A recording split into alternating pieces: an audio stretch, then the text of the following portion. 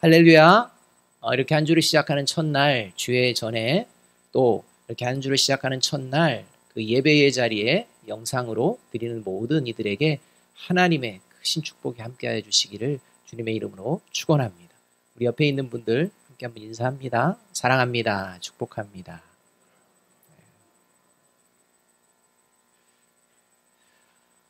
그리스도인과 교회 공동체는 보이지 않는 하나님의 나라를 세상 가운데에 증거하는 사명을 가지고 있습니다. 그러니까 그리스도인이 되는 순간, 또 그리스도인으로 함께 모이는 교회 공동체가 세워지는 순간, 이 그리스도인과 교회 공동체는 흔들리지 않는 사명이 있다는 것입니다. 그게 하나님의 나라가 실제함을, 하나님의 나라가 실존함을 세상 가운데에 보여내는 사명입니다. 이 사명을 바르게 감당하기 위해서 가장 중요한 것, 가장 필요한 것이 있다면 그것이 바로 충성입니다. 여러분, 우리가 세상 속에서도요, 뭔가 사명이 주어지면 그 사명에 충실하고 신실하고 충성되게 그 사명을 감당하는 것을 기뻐합니다. 마찬가지로 하나님께서도 그리스도인과 교회 공동체에 맡겨주신 이 하나님의 나라를 보여내는 거룩한 사명을 주실 때에 저와 여러분에게, 그리스도인과 교회 공동체에게 충성하기를 원하신다는 것입니다. 그래서 사도 바울도 자신이 맡은 이 복음의 직분을 맡은 존재로서 정말 계속 구하고 있고 또 계속 잊지 않는 게 충성이다, 이렇게 말씀하고 있습니다. 그런데 어느 순간 하나님의 나라가 실제함을 증거해야 할 그리스도인과 교회 공동체가 세상과 구별되지 않는, 오히려 세상보다도 못한 이런 모습으로 변질되어지는 상황들이 발생이 되어지는데, 그 이유가 바로 충성의 대상이 변질되었기 때문입니다. 충성을 하지 않는다는 게 아닙니다. 충성합니다. 그런데 충성의 대상이 변질되어 버리는 이런 문제가 생겨나는 그 순간, 그리스도인과 교회 공동체는 세상의 빛과 소금의 역할을 잃어버리게 된다는 것입니다. 그래서 오히려 땅에 소금이 떨어져서 땅에 밟히는, 사람들에게 밟히는 아무런 맛을 발휘할 수 없는 그런 지경에까지 처하게 된다는 것입니다. 세상 사람들처럼 열심히 뭔가를 냅니다. 충성도 합니다. 그런데 정말 충성해야 할 대상을 놓쳐버리면 그렇게 된다는 것입니다. 그래서 지난주 오늘 본문 말씀을 통해 그리스도인과 교회 공동체는 충성의 대상을 분명히 하자고 말씀을 드렸습니다. 그리스도인과 교회 공동체는 누구에게 충성해야 하는 것입니까? 하나님께 충성하는 존재입니다. 이것을 결코 잊어서는 안 됩니다. 그리고 이렇게 하나님께 충성한다는 것, 이것을 구체적으로 뭐가 하나님께 충성하는 것인지 그 첫 번째 것을 가지고 말씀을 드렸습니다. 기억이 나실지 모르겠지만 지난주에 말씀드린 하나님께 충성된 구체적인 모습의 첫 번째는 뭐냐? 그건 바로 하나님 나라의 위계 질서가 무엇인지를 알고 그것으로 지켜내며 살아가는 삶을 사는 것이라고 했습니다. 여러분, 우리는 이 땅 가운데 살아가며 반드시 지켜야 될 질서 중에 하나가 위계 질서라고 얘기했습니다.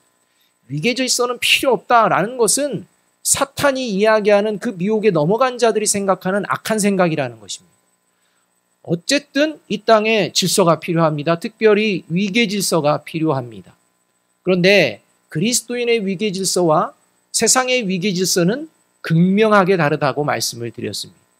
그래서 이 세상의 위계 질서로 말미암아 사람들이 상처받고 힘들고 괴로워하는 것입니다. 이 세속적인 세상의 위계 질서는 어떤 것이냐? 강한 자가 약한 자에게 섬김을 요구하는 위계 질서입니다. 그래서 강한 자가 되어서 섬김을 받기를 원하는 이런 모습이 세상이 추구하는 위계 질서라고 한다면, 그리스도인과 교회 공동체가 추구하는 하나님 나라의 위계 질서는 강한 자가 약한 자를 섬기는 이런 질서라는 것입니다. 그래서 세상 속에 이 세속적인 위계 질서가 그 마음에 또 그 삶의 자리에 중심이 된 사람들은 강한 자가 되려고 합니다.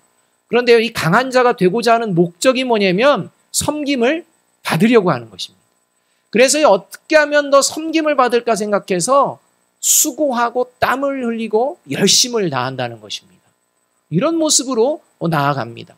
그러나 하나님 나라의 위계 질서를 가진 자는 어떠냐?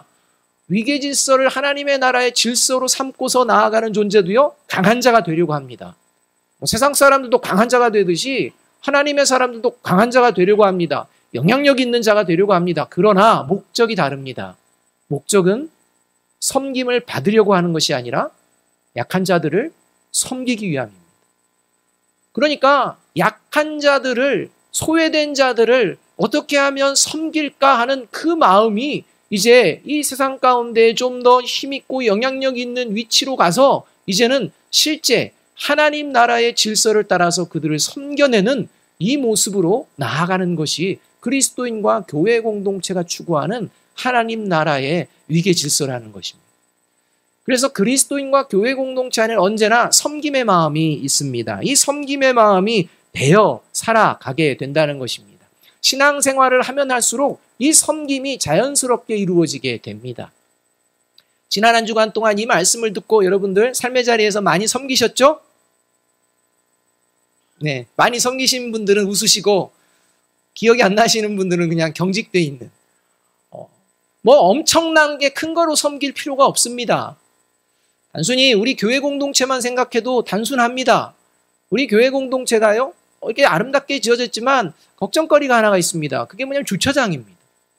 주차장이 지하를 파지 않았기 때문에 어떻게 성도들이 많이 와서 불편하지 않을 수가 있을까 고민입니다. 그런데 감사하게도 주변에 여러 가지 노지들이 있어서 지금 아무 불편 없이 이렇게 주차를 하고 있습니다. 그런데요, 누구든지요 이렇게 주차를 할 때 어떤 자리에 주차하고 싶습니까? 편한 자리에 주차하고 싶다는 것입니다. 이건 자연스러운 겁니다. 그런데 섬김이 조금 습관화가 되면 어떻게 됩니까? 좀 불편해도 다른 성도들을 위해서 좀 불편한 자리에도 주차하는 이러한 모습. 꼭 만든 건 아닙니다. 다음부터 그러면 저쪽에다가 세우라는 말씀이. 이게 아니라 그런 모습 말입니다. 그리고 예배당에 이렇게 예배 드릴 때, 왔을 때 자리가 많이 비어 있습니다. 어디에 앉으면 좋겠습니까? 앞쪽으로 와서 가운데부터 이렇게 섬김입니다. 왜입니까? 다른 성도들을 위한 것입니다. 또 교회 공동체에 왔을 때 먼저 섬기는 대표적인 모습 중에 두드러진 모습 하나가 있습니다. 그게 뭐냐면 먼저 인사하는 거예요. 그러니까 아무것도 아닌 것 같지만 여러분, 섬김이 배어있는 사람들은요, 이런 생각들을 하고 있는다는 것입니다. 이처럼 저와 여러분이 교회 공동체뿐만 아니라 가정 공동체 또 직장 공동체에서도 그리스도인답게 먼저 섬김을 보여내는 저와 여러분이 되어지기를 주님의 이름으로 축원합니다. 그리할 때 세상 사람들은 하나님 나라가 있음을 이제 경험하게 된다는 것입니다. 오늘은 지난주에 이어 하나님께 충성하는 것이 구체적으로 어떤 것인지 하나님의 말씀에 귀를 기울이는 저와 여러분이 되기를 간절히 바랍니다. 둘째로 하나님께 충성하는 게 뭐냐? 이렇게 섬기는 삶을 살다 보면 이게 나에게 유익한 상황들만 벌어지는 게 아닙니다. 손해도 보는 것 같고 좀 어리석어도 보이는 것 같고 여러 가지가 있습니다. 그리고 나름대로 하나님을 충성하다 보면 오해도 생기고 여러 가지가 생깁니다.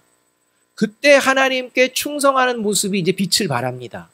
그래서 두 번째로 하나님께 충성하는 것은 뭐냐면 하나님 안에서 진정한 자유를 누리며 사는 것을 말합니다. 여러분 자유하십니까? 예수님께서는요, 요한복음 14장 6절에서 예수님이 어떤 분이냐? 나는 곧 길이요 진리요 생명이다 이렇게 말씀합니다. 그리고 예수님이 자신을 진리 되신 그런 존재라고 말씀하시면서 요한복음 8장 32절에서는 이렇게 선포하십니다. 이 말씀을 우리 함께 한번 읽어봅니다. 시작. 진리를 알지니 진리가 너희를 자유롭게 하리라 이렇게 선포합니다. 저와 여러분은 예수 그리스도를 믿고 예수 그리스도를 알고 있는 존재입니다. 예수 그리스도를 믿으면 이 믿음의 능력이 어떻게 나타나느냐? 자유를 누리게 된다는 것입니다. 하나님의 말씀처럼 진리가 너희를 자유롭게 하리라처럼 이 자유함에 이러한 자리에 우리가 나아가게 된다는 것입니다. 물론 죄와 사망의 권세에서 우리가 자유함을 얻어 구원받았다는 이 본질적인 이야기지만 이것이 실제 삶에서 구체화가 되어야 합니다. 내가 죄와 사망에서 자유함을 받았다라는 것이 실제 우리의 삶의 자리에서 어떤 능력으로 나타나느냐, 하나님을 충성하며 하나님께 충성하는 모습으로 신앙생활하게 되면 어떤 자유를 누리는 이런 능력으로 나타나느냐, 이것을 우리가 본문을 통해 하나를 알아야겠습니다. 오늘 본문에는 구체적으로 한 가지를 이야기합니다. 예수 그리스도로 말미암아 죄와 사망의 권세에서 자유함을 누려서 이 땅을 살아가는, 섬기면서 살아가는 그리스도인들이 누리는 자유, 아무도 흔들지 못하는 자유, 그것은 뭐냐? 다른 사람의 칭찬이나 다른 사람의 비난에 연연해하지 않는다는 것입니다. 그러니까 사람의 판단에 연연해하지 않습니다. 사람의 판단에 내 믿음의 걸음을 변질시키지 않는다는 것입니다. 저와 여러분의 모습을 한번 보아야 합니다. 3절 말씀 우리 함께 한번 읽어보겠습니다. 3절입니다. 시작. 너희에게나 다른 사람에게나 판단받는 것이 내게는 매우 작은 일이라. 나도 나를 판단하지 아니하노니. 사도 바울은 지금요, 고린도 교회 성도들을 포함해서 다른 사람들이 사도 바울 자신을 향해서 어떤 이야기를 해도 그 이야기에 마음을 쓰지 않는다라고 고백하고 있다는 것입니다. 그러니까 다른 사람들이 칭찬을 하건 다른 사람들이 비난을 하건 그것은 다른 사람의 판단, 이런 판단에 내 믿음의 걸음이 흔들리지 않는다는 것입니다. 그런 사람으로 인하여서, 사람들의 생각으로 인하여서 내 마음이 흔들리지 않는 자유함을 누리는 이러한 모습이 그리스도인의 모습이요, 하나님께 충성된 자의 모습이라고 오늘 말씀하고 있다는 것입니다. 대신에 사도 바울은요, 다른 사람들이 뭐라고 하든 그냥 자기가 흔들리지 않고 나아가지만 대신에 그 마음을 집중해서 신경 쓰는 대상이 있다는 것입니다. 사람은 아닌데 자신이 정말 집중하는 대상이 있다는 것입니다. 그래서 이어지는 4절과 5절 상반절은 이렇게 사도 바울이 이야기하고 있습니다. 내가 자책할 아무것도 깨닫지 못하나 이로 말미암아 의롭다함을 얻지 못하노라. 다만 나를 심판하실 이는 주시니라. 그러므로 때가 이르기 전 곧 주께서 오시기까지 아무것도 판단하지 말라. 이렇게 얘기합니다. 그러니까 사도 바울은요, 다른 사람의 판단에 연연하지 않는다는 것입니다. 다른 사람이 칭찬하건 비난하건 그런 거에 관련이 없다는 것입니다. 근데 그 이유가요, 내가 의롭기 때문에, 내가 생각하니까 나는 언제나 옳기 때문에 상관없어 라고 생각하지 않는다는 것입니다. 그러니까 내가 뭔가 옳기 때문에 다른 사람들의 영향을 받지 않는 게 아니라 오히려 내 모습 가운데에 집중하는 대상이 있다는 것입니다. 오히려 나는 의롭게 생각하지 않는다라고 생각합니다. 늘 집중하는 대상이 있기 때문입니다. 사람들이 옳다고 해서 내가 옳다고 생각되는 게 아니고, 사람들이 잘못됐다고 해서 잘못됐다는 게 아니라, 또 내 자신이 스스로 생각하기에 내가 항상 옳아 이래서가 아니라, 의롭다라는 것은 나에게 찾아볼 수 없다. 하지만 내가 대신 집중하는 대상이 있다는 것입니다. 그게 바로 주님이시다라는 겁니다.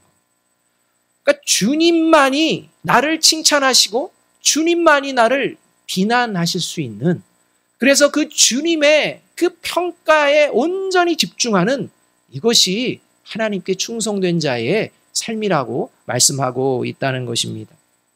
그런데 이렇게 자신을 의롭게 여기지 않는다고 고백하면서 하나님께서 충성할 때 다른 사람들에게 판단받는 것 연연해하지 않는다, 나는 자유하다 라는 이 바울의 말에 우리가 더 또 집중해야 될 부분이 있습니다. 그게 뭐냐면, 사도 바울이 자신을 의롭지 않게 여기면서 주님이 자신을 판단하는 것을 집중하며 나아갈 때 하는 행동입니다. 그 행동이 첫 번째는 서두에도 말씀드렸듯이 다른 사람의 판단에 영향받지 않습니다. 다른 사람의 칭찬이나 다른 사람의 비난에 연연하지 않습니다. 그런데 또 다른 한편에서는 어떻게 하느냐? 다른 사람을 향해서는 함부로 판단하지 않는다는 것입니다.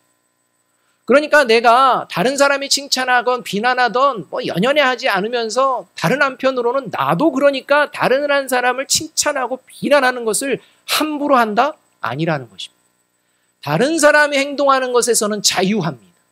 그런데 그 자유를 내가 원하는 것을 이루는 것으로 사용하는 것이 아니라 다른 사람을 위하여 사용한다는 것입니다. 그래서 비난받습니다. 칭찬받습니다. 자유합니다. 그러나 다른 사람을 비난할 수 있고 칭찬할 수 있는 이 자유를 함부로 사용하지 않는다는 것입니다. 그래서 다른 사람을 함부로 판단하지 않는 이러한 모습, 이것이 바로 하나님께 충성하는 모습이라고 오늘 사도 바울이 이야기하고 있다는 것입니다. 이것이 바로 그래서 자신이 의롭다함을 얻지 못한다라고 말한 후에 고린도 교회 성도들을 향해 주께서 오시기까지 고린도 교회 성도들 당신들도 아무것도 판단하지 말라라고 명령하고 있는 것입니다. 그런 삶을 살고 우리가 그런 삶을 살아야 그것이 하나님께 충성된 모습이라고 이야기하고 있는 것입니다.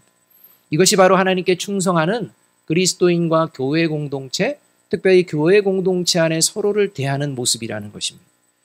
그래서 하나님께 충성하는 그리스도인이 모이는 교회 공동체 안에서는 일상적으로 벌어지는 두 가지의 모습이 경험됩니다. 왜냐면요, 하나님의 나라를 바라보며 하나님께 충성하는 그리스도인이기 때문에 그냥 교회 공동체에 모여서 봉사하고 헌신하고 섬기고 뭘 하든지 간에 일상적으로 보여지는 그런 모습이 있다는 것입니다. 그게 하나님께 충성하는 것인데 그 모습이 구체화되어져 나타나는 것이 다른 사람의 칭찬이나 비난에 내 마음이 연연해하지 않는 자유를 누립니다. 그래서 뭐라고 해도 하나님이 맡겨주신 사명의 자리 감당해 나가는 것입니다. 사람들 말에 휘둘려서 그러한 사명의 자리를 중단하지 않는다는 겁니다. 그러면서 그런 비난과 그런 잘못된, 그래서 마음에 어려움을 겪게 되는 상황에서도 그러한 사람들, 그런 성도들을 향해서 어떤 모습을 보여내느냐? 함부로 비난하거나 판단하지 않는다는 것입니다. 이게 하나님께 충성된 진정한 복음을 맡은 그리스도인과 교회 공동체 안에서 일상적으로 벌어지는 일이라는 것입니다. 이것이 일상이 아니고 특별해지면 그건 교회 공동체가 아닙니다. 이것을 우리가 알아야 됩니다. 저와 여러분의 삶의 자리도 이것이 일상이 되어지지 않고 어떤 때만 그렇게 된다면 이게 문제가 된다는 것입니다. 그건 하나님께 충성하는 모습에서 이 세속적인 모습으로 변질되어 가고 있는 증거라고 할 수가 있다는 것입니다. 사실 하나님의 말씀인데 우리가 받아들일 때는 참 이게 쉽지가 않습니다. 또 우리가 신앙생활 하다 보면 누군가를 더 좋아하게 됩니다. 그리고 더 마음에 맞는 사람도 있습니다. 그리고 그렇게 더 마음에 맞고 그 다음에 저와 여러분이 좋아하는 사람과 또 만나고 더 신앙생활을 하고자 하는 그러한 모습이 있습니다. 여러분, 이것은 잘못된 모습이 아닙니다. 건강한 모습입니다. 이래야 합니다. 누군가 더 잘 맞는 사람을 만나야 되고 말이 통하고 같이 신앙생활하는데 서로 잘 되어지는 이런 사람들을 만나는 곳, 이게 바로 교회 공동체입니다. 그래서 누군가를 더 좋아한다, 이 말이 문제가 될 게 없습니다. 그러나 문제가 되는 것은 무엇이냐? 나하고 잘 맞지 않는 분들과의 상황입니다. 이렇게 잘 맞지 않는 상황에서 뭔가 일을 하게 되면 또는 뭔가를 이루게 되다 보면 이제 마음이 상할 수도 있다는 것입니다. 안 맞아서 좀 힘들 수도 있다는 것입니다. 그때 하나님께 충성된 존재는 그 사람을 무시하거나 비난하거나 조롱하는 그런 태도를 보여서는 안 된다는 겁니다. 함부로 사람을 판단해서 그 교회 안에 그러한 판단의 이야기들이 나아가도록 이렇게 하는 이 모습은 하나님께 충성하는 모습이 결코 아니라고 오늘 사도 바울이 이야기하고 있다는 것입니다. 그러니까 남의 이야기에 그저 바로 반응하고 남의 이야기에 흔들리는 것, 그것도 문제지만 또 한 문제는 그렇게 이야기하는 사람을 같이 더불어서 비난하고 그렇게 말을 하는 이런 판단하는 잘못도 하나님께서 기뻐하시는 모습이 아니다 라고 분명하게 이야기하고 있다는 것입니다. 이런 모습, 이런 잘못에 빠진 게 고린도 교회 성도들이었다는 것입니다.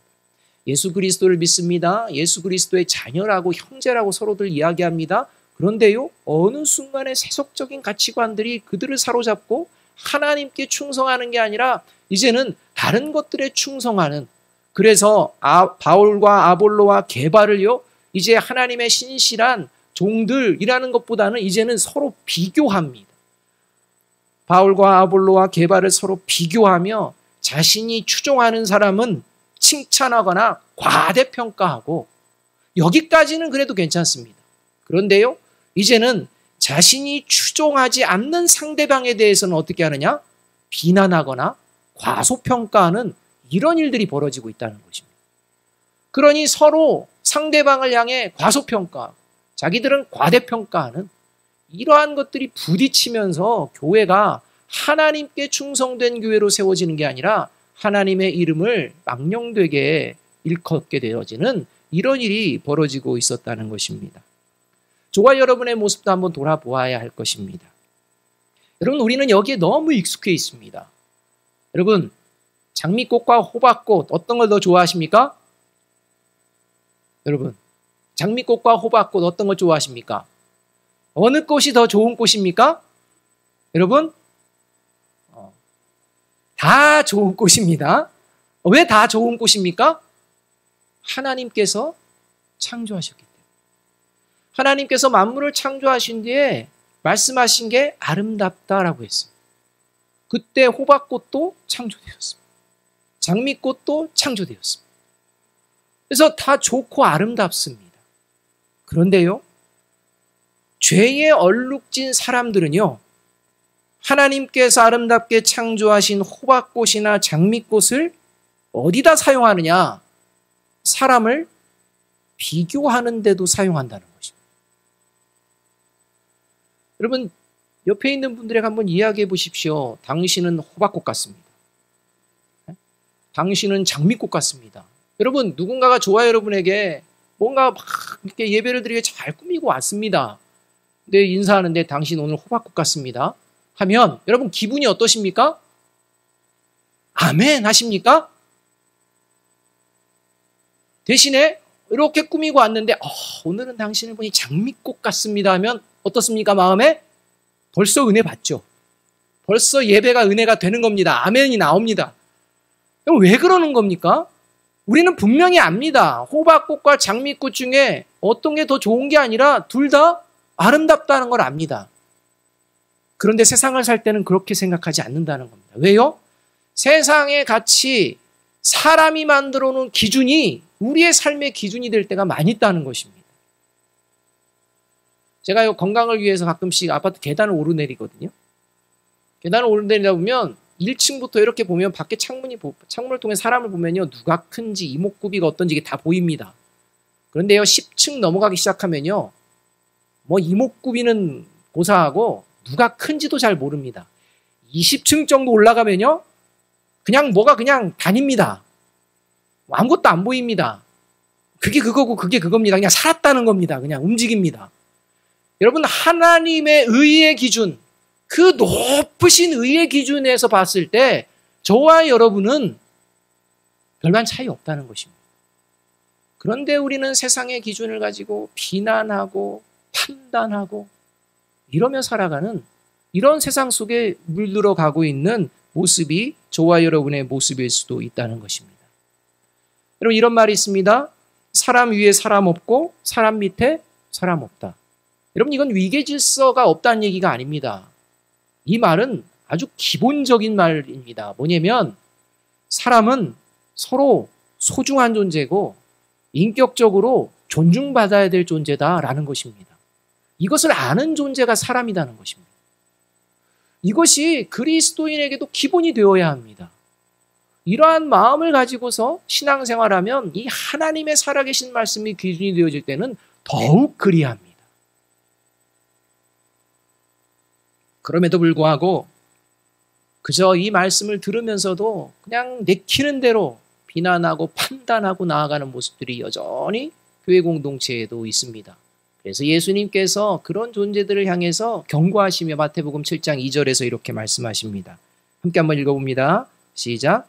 너희가 비판하는 그 비판으로 너희가 비판을 받을 것이요 너희가 헤아리는 그 헤아림으로 너희가 헤아림을 받을 것이니라. 사랑하는 여러분, 사람의 말에 연연해하는 믿음이 아니라 나의 마음을 가장 잘 아시는 하나님만을 바라보며 사람의 말에서 판단해서 자유함을 얻는 저와 여러분이 되기를 주님의 이름으로 축복합니다. 또 한편에서 그 자유함을 가지고 다른 사람을 어렵게 하고 힘겹게 하는 가시와 같은 존재가 아니라 그 자유함을 하나님께 충성된 마음으로 맡기며 다른 사람들을 함부로 판단하지 않는, 그래서 하나님께 충성된 종이라 일컬음을 받는 저와 여러분이 되기를 주님의 이름으로 축복합니다. 이것이 하나님께 충성된 모습입니다. 마지막 세 번째로 하나님께 충성하는 것은요, 이렇게 섬기며 다른 사람들을 비난하지 않고 또 다른 사람들의 말에 흔들리지 않고 나아갈 수 있는 근본적인 이유가 있기 때문입니다. 그래서 하나님께 충성하는 존재는 이것을 반드시 마음에 기억해야 되는데, 그게 뭐냐? 어떤 상황에서도 마지막에 있을 하나님의 심판을 기대하며 살아내는 삶을 산다는 것입니다. 그리스도인은요, 마지막에 있을 하나님의 심판을 기대하며 살아야 합니다. 여러분, 하나님의 심판을 기대하십니까? 아멘 소리. 하나님의 심판을 기대하는 저와 여러분이 되기를 주님의 이름으로 축복합니다. 그리스도인은 하나님의 심판을 기대하셔야 합니다. 그래야 요한계시록을 보면 요한계시록이 무서운 게 아니라 은혜의 말씀이 되어지는 것입니다. 여러분, 저와 여러분의 마음 가운데에 성령님께서 찾아오셔서 저와 여러분에게 주시는 것이 바로 이 하나님의 심판을 기대하게 하시는 마음입니다. 하나님께 충성하는 자는 이 언제나 하나님의 심판을 기대하며 살아내게 되어 있습니다. 그래서 사도 바울이 5절에서 이렇게 말씀을 합니다. 함께 한번 읽습니다. 시작. 그러므로 때가 이르기 전 곧 주께서 오시기까지 아무것도 판단하지 말라. 그가 어둠에 감추인 것들을 드러내고 마음의 뜻을 나타내시리니 그때 각 사람에게 하나님으로부터 칭찬이 있으리라. 이렇게. 마지막에 모든 사람들은 하나님의 심판대 앞에 서게 되고요, 한편은 하나님께서 칭찬하는 무리들이 될 것입니다. 다른 한편은 하나님의 저주를 받게 되는 자리가 될 것입니다.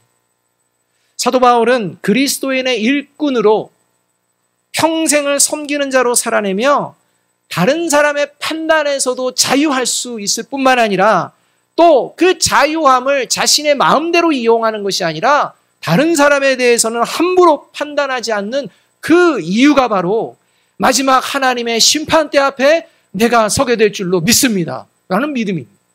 그리고 그가 기대하는 믿음은 뭐냐? 이렇게 하나님께 충성된 모습으로 나아갈 때 이 하나님의 심판대 앞에서 하나님으로부터 칭찬받게 될 줄로 믿습니다. 이 기대라는 것입니다. 이 기대가 있기에 사도 바울은 오늘 현재의 삶을 하나님께 충성된 모습으로 세상과는 다른 가치를 가지고 살아내고 있었다는 것입니다. 반드시 마지막에 있을 하나님의 심판을 기대하는 것, 이것이 하나님께 충성하는 모습입니다. 예수님께서는 요한복음 16장 8절에서 성령님께서 이 땅 가운데 임하시고 그리스도인들 가운데 임할 때에 이제 사역하시고 말씀하시는 것 중에 하나가 뭐냐면 세상이 말하는 심판이 잘못됐다는 것을 깨닫게 해주신다는 것입니다. 그래서 심판에 대해서 세상을 책망하시는 분이 이 성령님이다 말씀합니다. 그러니까 세상 사람들은요, 심판의 개념이 잘못됐다는 것입니다. 근데 이 심판의 개념을 올바로 돌이키는 게 그리스도인입니다. 여러분, 세상 사람들은요, 이 심판의 개념이 하나님의 심판을 믿지 않기 때문에 어떤 개념으로 심판을 생각하느냐?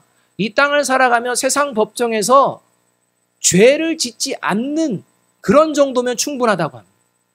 세상 법정에서 이렇게 죄가 딱 떨어지면 그게 심판받았다고 생각합니다.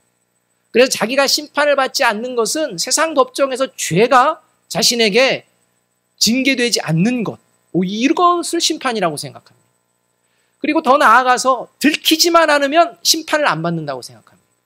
그렇게 해서 살아갑니다. 그리고 더 나아가서는요, 죽음 뒤에는 아무것도 없다고 생각합니다. 하나님의 심판이 있다고 해도 하나님의 심판을 외면합니다. 이것이 세상 사람들이 생각하는 심판이라는 거예요. 근데 이것을 하나님의 사람들은 바르게 깨닫게 된다는 것입니다. 성경은 하나님의 심판이 반드시 있다고 말씀합니다. 그 누구도 벗어날 수가 없습니다. 요즘 코로나19로 말미암아 여성들에게요, 예전과는 다른 변화된 삶이 펼쳐지고 있다고 합니다. 다는 아닐 수도 있습니다. 그냥 기사에서 읽은 건데요. 코로나19 전과 코로나19 이후에 여성들의 삶에 변화된 모습이 있다는 것입니다. 어떤 모습이 변화되었느냐? 그게 화장의 변화가 일어났다는 거예요. 일상 마스크를 쓰다 보니까 입술 쪽 화장은 신경을 덜 쓴답니다. 그리고 어디에 더 신경 쓰느냐? 눈, 보이는 쪽, 눈 화장. 그래서 어떻게 하면 눈을 크게, 어떻게 하면 눈을 더 아름답게 해서 이 보이는 쪽에 화장을 더 신경 쓰는 이런 놀라운 변화가 일어나고 있다는 것입니다. 여러분, 이게 세상의 가치입니다. 세상 사람들은요, 보이는 것에 집중합니다. 보이지 않는 것은 보이지 않아서 이제 뒷전으로 밀어낼 때가 많다는 것입니다. 하나님께 충성하는 그리스도인들도요, 하나님께 충성한다고 이야기하지만 그것이 아니라 세속적인 충성과 세속적인 마음으로 살아갈 때가 많다는 것입니다. 하나님께 보이기 위한 삶이 아니라 세상 사람들에게 보이기 위한 그런 삶을 살아가는 이런 어리석은 모습으로 전락할 때도 있다는 것입니다.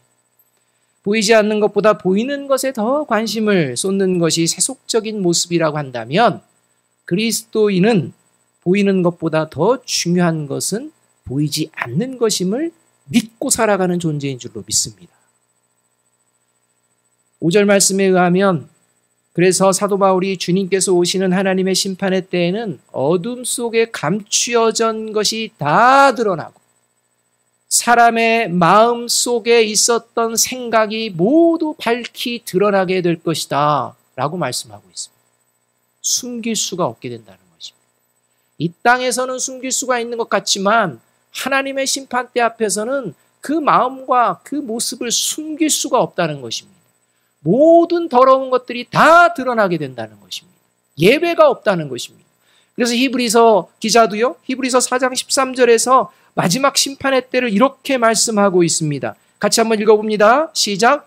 지으신 것이 하나도 그 앞에 나타나지 않음이 없고 우리의 결산을 받으실 이의 눈앞에 만물이 벌거벗은 것 같이 드러나느니라. 이것을 알고 믿는 존재가 그리스도입니다. 그래서 사도 베드로는요, 이 종말의 때를 살아가는 나그네와 같이 하나님께 충성하며 살아가는 그리스도인과 교회 공동체를 향해 이렇게 권면을 합니다. 베드로후서 3장 12절에서 13절의 말씀입니다. 같이 한번 읽어볼까요? 시작. 하나님의 날이 임하기를 바라보고 간절히 사모하라. 그날에 하늘이 불에 타서 풀어지고 물질이 뜨거운 불에 녹아지려니와 우리는 그의 약속대로 의가 있는 곳인 새 하늘과 새 땅을 바라보도다. 하나님께 충성하는 그리스도인은 하나님의 심판을 무서워하지 않습니다. 오히려 그 하나님의 심판을 기대합니다. 그 하나님의 심판이 속히 오기를 간절히 사모합니다. 왜냐하면 그날 숨겨지고 거짓된 모든 것이 드러나게 될 줄로 믿기 때문에 불의와 악한 것들이 판을 치는 이 세상이 온전한 정의와 공의가 이루어지기 때문입니다. 이 온전한 선이 이루어지는 그날, 저와 여러분이 온전해지는 그날, 이 그날이 저와 여러분이 영원히 하나님 품에서 거할 수 있는 날이기 때문입니다. 여러분, 이 날이 얼마나 행복한 날입니까? 이 날을 기대하며 살아가기 때문에 저와 여러분이 오늘도 하나님의 말씀을 붙들고 세상의 가치와는 다른 가치로 살아내게 될 줄로 믿습니다. 그래서 끝까지 하나님께 충성하는 자에게 하나님께서는 칭찬을 폭포수와 같이 저와 여러분에게 내리실 줄로 믿습니다. 여러분, 이것을 바라보는 것이 영안이 띄어진 존재입니다. 사랑하는 여러분, 세속적인 가치를 버리고 어느 위치에 있든지 섬기는 삶을 산다는 것, 다른 사람들을 비교하지 않으며 나 자신도 다른 사람의 칭찬이나 비난에 연연해하지 않고 자유함을 누리며 사는 것, 그리고 그 어떤 상황에서도 마지막 하나님의 심판 때를 기대하며 하나님께서 원하시는 충성을 다하는 삶을 살아낸다는 것, 이것은 쉬운 게 아닙니다. 저와 여러분의 의지로 되어질 수 있는 게 아니라는 것입니다. 저와 여러분의 의지로 이렇게 살다가 하나님의 백성에서 멀어진 존재들이 수다하게 많습니다. 왜요? 그 안에 성령이 없기 때문에. 성령이 없기 때문입니다. 자기의 의지로 하기 때문에. 그래서 나는 불가능하다는 것입니다. 그건 하나님의 말씀이고 삶은 그렇지 않다는 것입니다. 그게 바로 성령이 없는 존재가 이야기하는 것입니다. 그래서 세속적인 가치를 가진 타락한 인간들은요, 섬기는 사람을 우습게 여기고 함부로 대하는 모습들을 보여냅니다. 세속적인 가치를 가진 타락한 인간들은요, 서로를 비교하며 판단하며 서로를 짓밟고 그 위에 일어서는 데 익숙해 있습니다.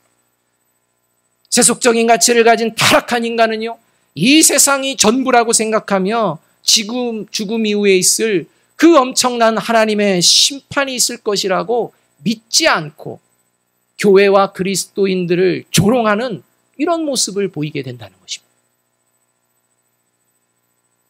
이렇게 세속적인 가치를 가진 타락한 사람에 대해서 유다서 1장 19절은 이렇게 말씀합니다. 우리 함께 한번 읽어보겠습니다. 시작. 이 사람들은 분열을 일으키는 자며 육에 속한 자며 성령이 없는 자니라. 따라서 하나님께 충성하며 사는 것은 내 의지로 되어지는 것이 아니라 성령의 도우심이 반드시 필요합니다. 성령이 그 안에 거하는 자는 반드시 성령의 열매를 맺게 되는데 갈라디아서 5장 22절을 보게 되면 성령의 열매 중에 하나가 어떤 열매입니까? 충성입니다. 그렇기 때문에 인간적인 힘으로는 이룰 수 없지만 성령의 도우심을 늘 간절히 깨어 기도하며 구하는 자에게 하나님의 충성의 역사가 이루어지게 될 줄로 믿습니다. 여러분, 이것이 그리스도인의 충성이라는 것입니다. 이렇게 성령의 도우심을 받아 충성의 열매를 맺으며 살아갈 수 있는 존재가 저와 여러분인 줄로 믿습니다. 저와 여러분의 힘이 아니라 성령의 도우심이 함께 하실 줄로 믿습니다. 섬김을 받고자 하는 마음이 생겨날 때 우리를 먼저 섬겨주신 예수님의 십자가를 바라보는 저와 여러분이 되기를 간절히 바랍니다. 저와 여러분의 마음 가운데 다른 사람을 판단하는 마음, 판단하는 입술이 생겨날 때 성령이 그 입술을 막아주시는 역사가 일어나기를 간절히 축원합니다. 저와 여러분이 이 세상이 전부라고 생각하는 그 순간 이 세상이 전부가 아니라 영원한 하나님의 나라에 앞서 하나님의 심판이 있음을 바라볼 수 있는 저와 여러분이 되기를 주님의 이름으로 축복합니다. 그리하여 저와 여러분 그리고 예수 그리스도의 몸된 이 땅의 모든 교회 공동체가 하나님께 충성함으로 결국 하나님께 칭찬을 듣는 그리스도인과 교회 공동체가 되기를 주님의 이름으로 축복합니다. 우리 다 함께 잠언 25장 13절 말씀 한 목소리 읽습니다. 시작. 충성된 사자는 그를 보낸 이에게 마치 추수하는 날에 얼음 냉수 같아서 능히 그 주인의 마음을 시원하게 하느니라. 여러분, 하나님의 마음이 얼마나 답답했으면 코로나19라는 전염병을 허락하셨겠습니까? 그 하나님의 마음을 답답한 이 무더위와 같은 마음, 이 마음을 하나님께 바르게 충성함으로 시원케 드리는 저와 여러분 우리 아름다운 교회가 되어지기를 주님의 이름으로 축복합니다. 기도하겠습니다.